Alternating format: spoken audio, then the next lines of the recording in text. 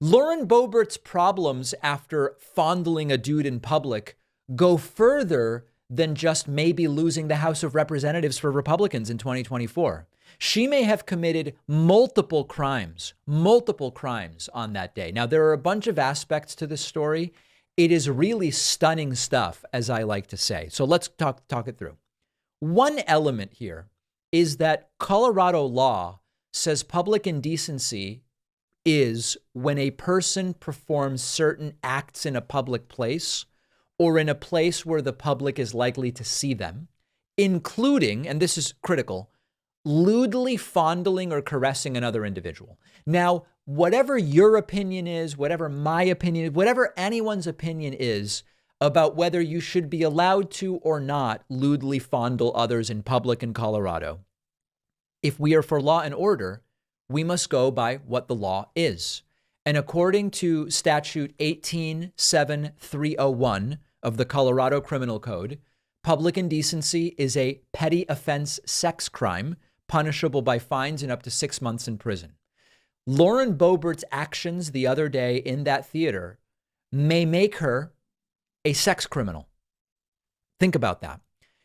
It usually carries lighter penalties. Usually you wouldn't get 6 months in jail. You would get 10 days in jail. Usually you wouldn't get whatever the high fines are. You'd get like a few $100, maybe probation, maybe counseling.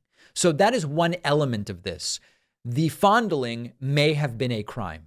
We are being told that the prosecutor's office is not interested in prosecuting her. Why? If we're for law and order and she committed a crime, then maybe it should be investigated. But there's a second element to this. Lauren Boebert is known for carrying firearms with her. We don't know whether she had a firearm with her in the movie theater. Based on how she was dressed, I don't know where she would hide one other than maybe in her purse. But let's imagine she may have been carrying a firearm with her on that day. Would it be a crime to be vaping cannabis and carrying a firearm, assuming it was cannabis and assuming that she had a firearm? Well, firearms possession while under the influence is also a legal issue in Colorado. Colorado lets those 21 plus to have cannabis and to use cannabis, but you are not allowed to possess firearms when you are under the influence of that cannabis. So if someone is vaping cannabis, presumably you vape it to be under its influence while possessing a firearm, that also may be against the law.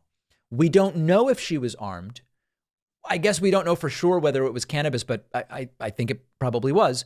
This would be another aspect of criminality to look into. Now, I do think it's important for us on the left, when we hear about some of these laws, we may not agree with every single one of these laws, although I agree you shouldn't be allowed to carry a gun while under the influence. That makes a lot of sense to me.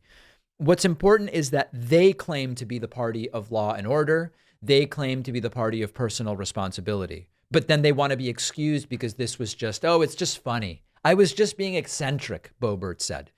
If she broke the law, she should be investigated. If there's evidence against her, she should indeed be prosecuted. Because listen, these are our role models, aren't they?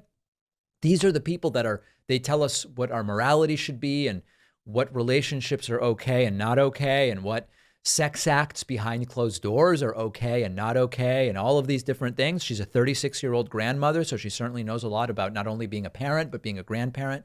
So we should really be listening and taking a cue from her. And this is what she's doing.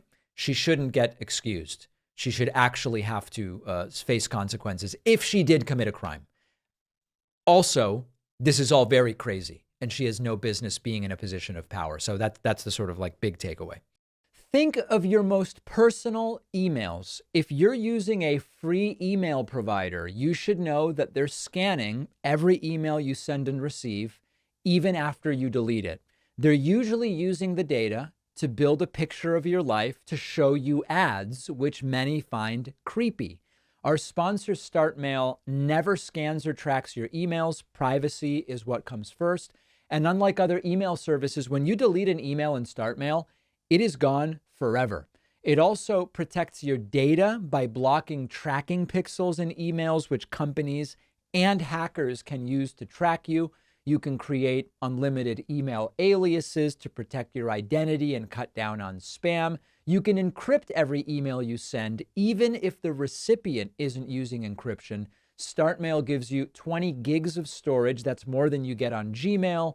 And it only takes a few clicks to migrate all of your emails and contacts over to StartMail. Go to startmail.com/Pacman to get 50% off your first year. That's only about $2 a month. The link is down below.